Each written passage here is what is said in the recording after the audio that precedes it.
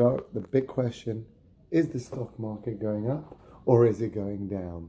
We've got the S&P 500 above 3,000. We've got the Dow Jones at 26,000, pretty close to its 30,000. And we've got the Nasdaq 1.4% off its record high. So things are looking up. However, how can that be? We have COVID-19 still going on with huge government bailouts and stimulus packages, with perhaps in America the second stimulus package of 3 trillion potentially going through. In Britain, the stimulus package is set to continue furlough until October, regardless of what's happening in the real economy. So we have that going on with the COVID-19 crisis. We have the right in America, where the estimation is in the tens of billions, but we still don't know how much it is.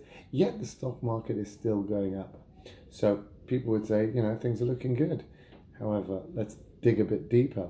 And if we look at the S&P PE ratio historical data, so PE being the share price versus the earnings that they did, looking on in a past 24-month basis, they're at a peak.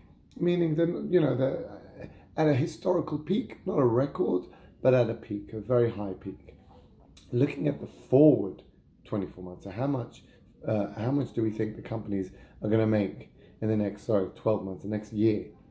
They're at a bubble record level, like a Mount Everest high, ridiculous high, clearly bubble territory, because obviously the earnings are not going to be great this year with all the effects of what's happened. Travelers down, travelers dead, gyms, restaurants, leisure, all these have been destroyed. And only a few companies have succeeded, such as Amazon, Netflix.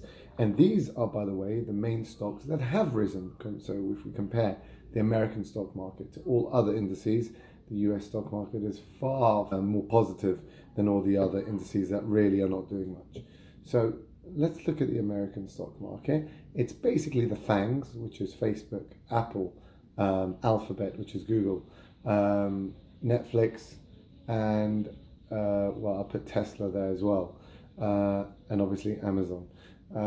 These are the main stocks that have driven the stock market rise. These are the reasons why the Nasdaq is very near its record, because they're all on the Nasdaq indices. So you would say, okay, well, they've done pretty well, so it's fair.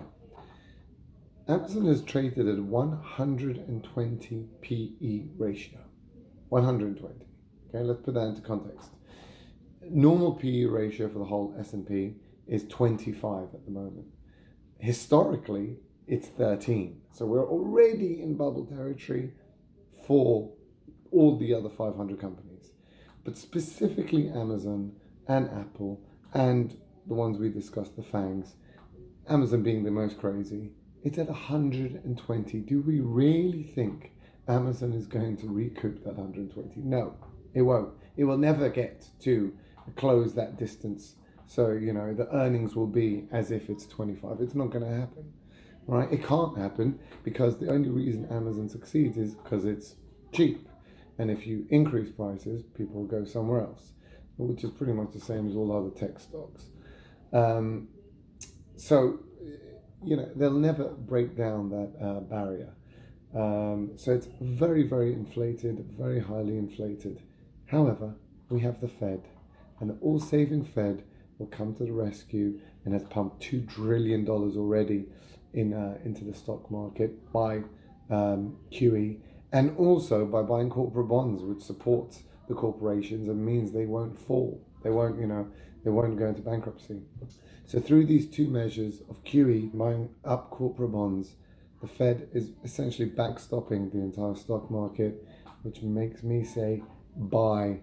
Keep buying. They've already said they're going to keep doing QE in June. They've already given forward guidance that interest rates are not going to move from 0% for the foreseeable future.